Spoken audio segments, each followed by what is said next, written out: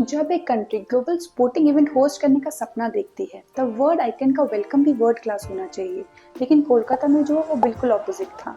Lionel Messi ने अपनी long awaited Indian world tour की शुरुआत कोलकाता से की, एक सिटी जो इंडियन फुटबॉल का हार्ट मानी जाती है। इस इवेंट को सिर्फ एक फुटबॉल सेलिब्रेशन नहीं बल्कि एक ग्लोबल मूवमेंट के तौर पर प्रोजेक्ट किया गया था।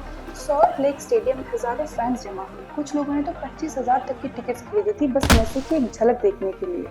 प्लान ये था कि मेसी फैंस के साथ इंटरेक्ट करेंगे, स्टेडियम का लैंप लेंगे और एक फॉर्मल फेलिसिटेशन होगा जिसमें चीफ मिनिस्टर ममता बनर्जी, सौरव गांगुली और रिपोर्ट्स के मुताबिक शाहरुख खान जैसे हाई प्रोफाइल नाम भी शामिल होने वाले थे। लेकिन ग्राउंड रियलिटी बिल्कुल अलग निकली। जैसे ही मेसी स्टेडियम में एंटर हुए, उन्हें पॉलिटिशियंस, वीवीआईपीज, कॉर्पोरेट गेस्ट और उनकी फैमिली ने घेर लिया।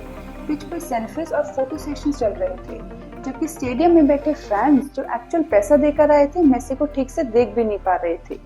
फ्रस्ट्रेशन धीरे धीरे बढ़ रहा था और फिर वो मोमेंट आया जहाँ सब कुछ आउट ऑफ कंट्रोल हो गया।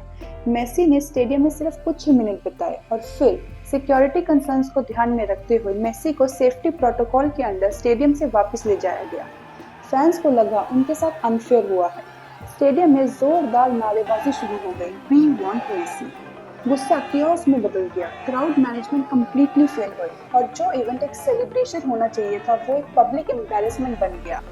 अब सवाल उठता है, इस मेस के लिए जिम्मेदार कौन है? सबसे पहले इवेंट ऑर्गेनाइजर्स तथ्रू दत्ता, उन पर प्लानिंग और एग्जीक्यूशन की डायरेक्ट रिस्पॉन्सिबिलिटी थी और रिपोर्ट के मुताबिक उन्हें डिटेन भी किया गया है। इसमें कोई डाउट नहीं, उन्हें अकाउंटेबल होल्ड किया जाना चाहिए, लेकिन अकाउंटेबिलिटी यही खत्म नहीं होती।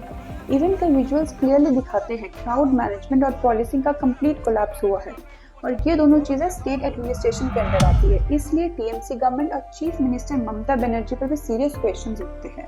और एंड में एक जरूरी सवाल हम सब के लिए भी है, अथॉरिटीज और ऑर्गेनाइजर्स को ब्लेम करना जरूरी है, लेकिन क्या हम एज अ क्राउड भी अपनी रिस्पॉन्सिबिलिटी समझते हैं? हम कब इतनी बड़ी पब्लिक इवेंट्स में एक सिविलाइज्ड, डिसिप्लिन्ड क्राउड की तरह बिहेव करना सीखेंगे? क्योंकि वर्ल्ड क्लास इवेंट सिर्फ प्लानिंग से नहीं, पब्लिक बिहेवियर से भी वर्ल्ड क्लास बनते हैं।